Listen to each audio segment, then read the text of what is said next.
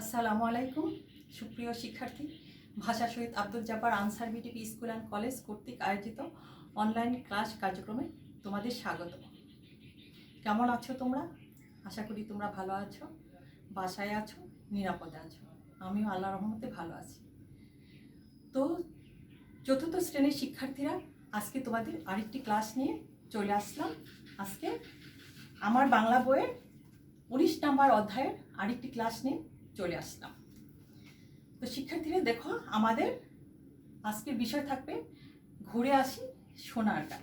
হ্যাঁ, ঘুরে আসি, এ দেখো, ঘুরে আসি সোনারগাঁ। আমাদের বাংলা বইয়ে 78, 79, 80, 81 পৃষ্ঠা তোমরা দেখো। এখানে কি তোমরা দেখতে পাচ্ছ?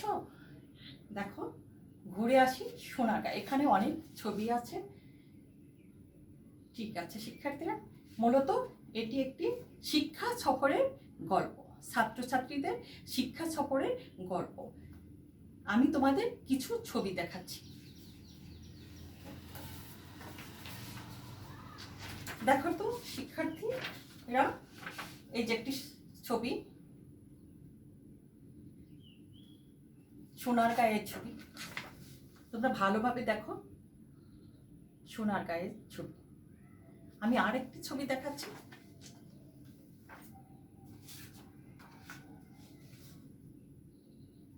হ্যাঁ শিক্ষার্থীরা, এটা আরেকটি ছবি, সোনারগাঁয়ে পানাম নগর। ঠিক আছে, দেখেছো তোমরা? কত সুন্দর না? ঠিক আছে, এখন আমি তোমাদের এই শিক্ষা সফরের গল্পটি পড়িয়ে শোনাচ্ছি। তোমরা বই খুলে রেডি হয়ে নাও। ঘুরে আসি সোনারগাঁ। আমি আগেই বলেছি, এটি একটি শিক্ষা সফরের গল্প। জানুয়ারির মাঝামাঝি, শীতের সকাল, কুয়াশার আবরণ ভেদ করে সূর্য কেবল উকি দিচ্ছে আকাশে। এর মধ্যে সবাই পৌঁছে গেল স্কুলে। সাবিহা, নমিতা, কবির, সুবীর, সবাই। হাসান ছাড় তো আগেই এসে গেছে। সবাই যাবে শিক্ষা সফরে। ঐতিহাসিক সোনারগাঁও যাবে তার। কি আনন্দ, কি উল্লাস সবার মনে। সাবিহা ভাবছিল, সোনারগাঁও আসলে দেখতে কেমন? এটা কি সোনা দিয়ে মোড়া কোনো গ্রাম? হঠাৎ তার চিন্তায় ছেদ পড়ল। হাসান স্যার সবাইকে বসে বাসে ওঠার জন্য তাড়া দিলেন। সবাই সুশৃঙ্খল হয়ে বাসে বসল। হাসান স্যার এবার ঢাকার একটি ম্যাপ ঝুলিয়ে দেখালেন, বললেন, এই দেখো সোনারগাঁ। ঢাকা থেকে সোনারগাঁর দূরত্ব 27 কিলোমিটার। এটা নারায়ণগঞ্জ জেলার ঢাকার দক্ষিণ পূর্ব ও প্রাচীন নগরী সোনারগাঁয়ের অবস্থান। সবাই মনোযোগ দিয়ে শুনছিল হাসান স্যারের কথা। তিনি জানালেন, আমরা গুলিস্তান যাত্রাবাড়ি হয়ে এসেছি। এবার আমাদের বাস চলছে ঢাকা চট্টগ্রাম সড়ক পথে। কাশপুর ব্রিজ পার হয়ে একটু গেলেই সোনারগাঁ। দেখতে দেখতে বাস এসে পৌঁছালো সোনারগাঁ। সোনারগাঁর মাটিতে পা দিতেই সাবিহার মন খুশিতে ভরে উঠল। চারিদিকে সবুজ গাছপালা আর শীতের সকালের মিষ্টি রোদ্দুর। প্রথমেই তাদের চোখে পড়ল এক গম্বুজ বিশিষ্ট একটি প্রাচীন মসজিদ। স্যার বললেন, এটা হচ্ছে গোয়ালদি মসজিদ। মোগল স্থাপত্য শৈলীর অপূর্ব নিদর্শন রয়েছে এই মসজিদে। তবে এটা তৈরি হয়েছিল মোগলরা বঙ্গদেশে আসারও আগে। হাসান স্যার আরও জানালেন, প্রাচীনকালে সমৃদ্ধনগর সুবর্ণ গ্রাম, পরে এর নাম হয় সোনারগাঁও। ঢাকার আগে সোনারগাঁ ছিল দক্ষিণ পূর্ব বাংলার রাজধানী। ঈসা খাঁ ছিলেন এই অঞ্চলের শাসক। সোনারগাঁওয়ের সবচেয়ে সমৃদ্ধ এলাকা পানাম নগর। এ যেন নগরের মধ্যে আরেক নগর। সাবিহার ভাবতে আর বেড়াতে বেশ ভালোই লাগছে। এর একটা মাত্র রাস্তা, তার দুই পাশে সারি সারি প্রাচীন দালান।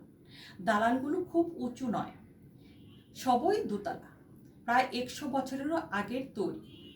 এখানেই ধনী ব্যবসায়ীরা বসবাস করতেন। সোনারগাঁও তখন ছিল মসৃণ কাপড় তৈরির প্রসিদ্ধ স্থান। সোনারগাঁয়ে তৈরি মসৃণ বিশ্বজোড়া খ্যাতি ও কদর ছিল।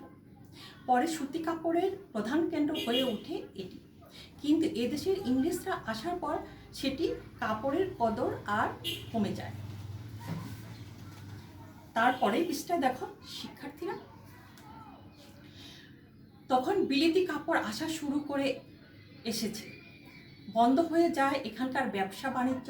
এ শহরে পুরনো দালান বাংলায় অভূতপূর্ব স্থাপত্য শৈলী আমাদের সাংস্কৃতিক নিদর্শন হিসেবে যেন সগর্বে মাথা উঁচু করে দাঁড়িয়ে আছে। এবার আমাদের শেষ গন্তব্য সোনারগাঁও লোকশিল্প জাদুঘর দেখার পালা। একটি দেশের শিল্প সংস্কৃতি ইতিহাস ঐতিহ্যর যাবতীয় নিদর্শন জাদুঘরেই সংরক্ষিত থাকে। সোনারগাঁওয়ের জাদুঘরে ঢুকতে ঢুকতে সবুজের স্নিগ্ধ স্পর্শে সাবিহার মনটা ভরে গেল। কি চমৎকার একটা লেক, শান্ত পুকুর আর গাছগাছালিতে ভরা চারপাশ। প্রথমে সবাই ঢুকে পড়ল লোকশিল্প জাদুঘরে। জাদুঘরটা সাধারণ জাদুঘর নয়, লোকশিল্পের জাদুঘর। আমাদের গ্রামীণ মানুষের তৈরি জিনিসপত্রকে বলে লোকশিল্প।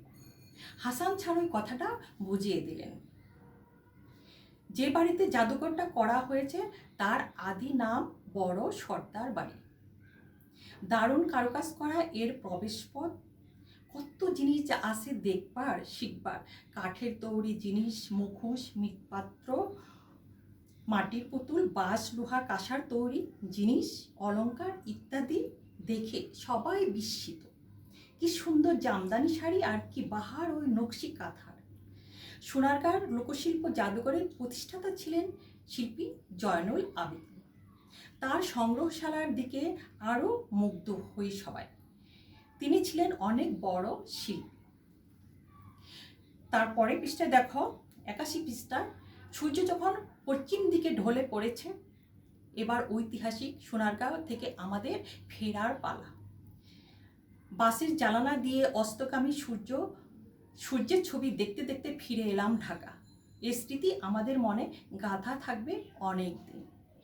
ঠিক আছে শিক্ষার্থী বন্ধুরা, গল্পটা অনেক মজার না? অনেক মজা। শিক্ষা সফরের গল্প।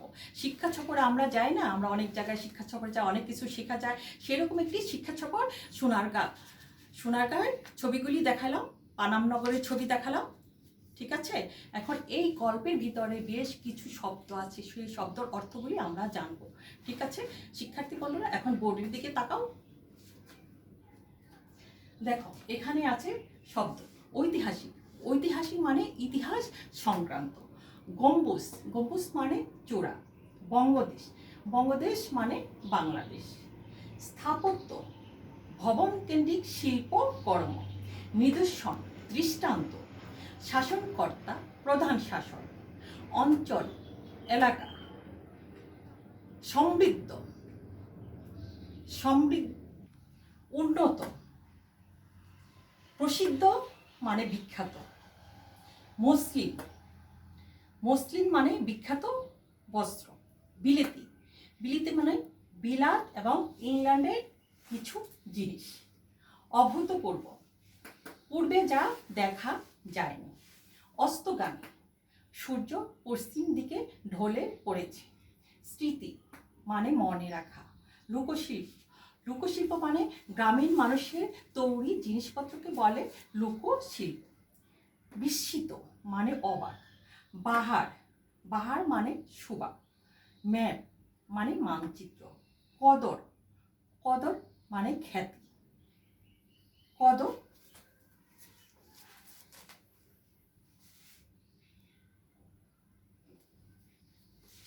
প্রিয় শিক্ষার্থীরা, এখন আমরা প্রশ্নগুলি দেখব, প্রশ্নগুলির উত্তরগুলি জানব। সোনারগাঁও কোথায় অবস্থিত? সোনারগাঁও ঢাকার দক্ষিণ পূর্ব দিকে নারায়ণগঞ্জ জেলায় অবস্থিত। ঠিক আছে। গোয়ালদি মসজিদ কি জন্য বিখ্যাত?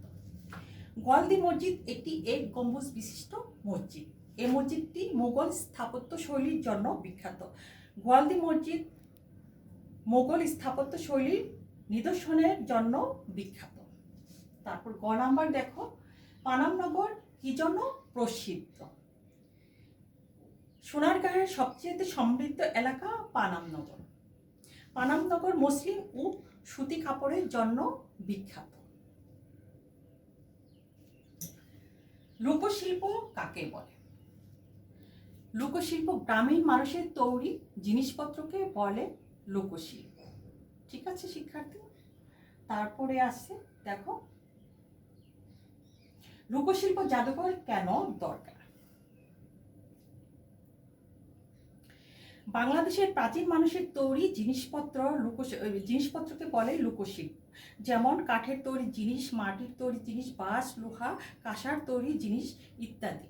লোকশিল্প জাদুঘর জাতির ইতিহাস, ঐতিহ্য ও শিল্প সংস্কৃতির নানা বিষয় পরিচয় করিয়ে দেয় বলে লোকশিল্প জাদুঘর দরকার। তারপরে প্রশ্ন আছে, জাদুঘর বলতে কি বুঝি? জাদুঘর বলতে বুঝি আমরা সংগ্রহশালা। কাল থেকে মহাকাল পরিক্রমায় একটি দেশের শিল্প সংস্কৃতি ইতিহাস ঐতিহ্য যাবতীয় নিদর্শন সেখানে সংরক্ষিত থাকে বলে তাকে জাদুঘর বলা হয়।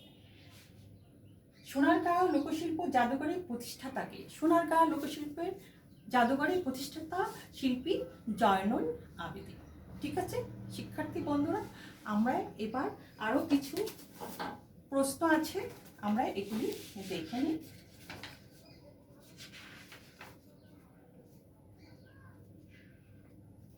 এখানে দেখো 6 নম্বর আছে, একই অর্থ বোঝায় এমন কয়েকটি শব্দ।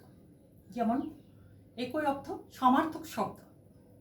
সমার্থক শব্দ এখানে ফুল আছে, যেমন ফুলের সমার্থক শব্দ পুষ্প, মঞ্জরি, প্রসূন, পুষ্পক, পানি আছে, তারপর পৃথিবী আছে, নদী আছে, পতাকা আছে।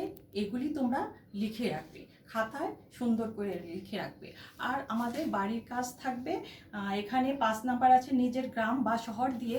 এখানে দেখো নিজের গ্রাম বা শহর দিয়ে একটি অনুচ্ছেদ লেখবা, এটা তোমাদের বাড়ির কাজ থাকবে।